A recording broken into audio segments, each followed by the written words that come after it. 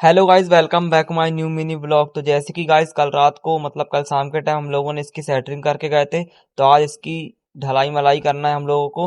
तो भिड़ जाते हैं इसकी लाइन करने। लाइन भी अपनी 1-2 घंटे की मेहनतों के बाद हो जाती है लाइन।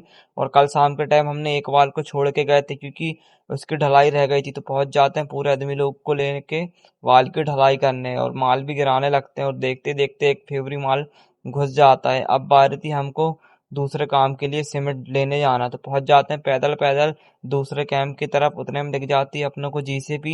जीसीबी वालों को आवाज मार के जीसीबी में बैठ के हम सीधा निकल जाते हैं कैंप के लिए। और कुछ ही पल में पहुंच जाते हैं कैंप। और कैंप पहुंचकर हम सीमेंट लोड करने लगते हैं लोडर पे, और सीमेंट भी लोड हो जाती है। और सीमेंट लेके पहुंच जाते हैं वहाँ वापस से अपनी साइड, और सीमेंट को खाली करके थेवरी में माल बनने के लिए सीमेंट भी डाल लेते हैं। और देखते ही देखते अपना माल भी बन के हो जाता है रेडी। तो हम पहुंच जाते हैं सीधा चैन मशीन के पास, और 4-5 बकेट माल खाली करने के बाद हमारी वाल भर के हो जाती है। अब बारी थी हमको फेवरी लेके उस तरफ जाने की, क्योंकि उस तरफ की हमने कल रात को वाल छोड़ दिए थे।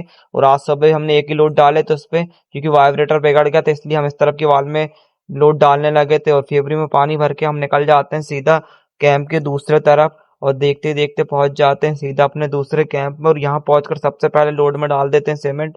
और देखते देखते अपना लोड भी बन के हो जाता है रेडी। अब बारी थी लोड को खाली करने की। तो भिड़ जाते हैं लोड को खाली करने, और देखते देखते अपना एक लोड भी खाली हो जाता है।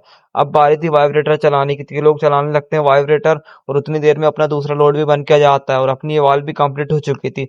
अब बारी थी छुट्टी करने की। तो देख शाम भी हो चुकी थी और अब छुट्टी भी कर ली है। तो आज का ब्लॉग बस इतना ही।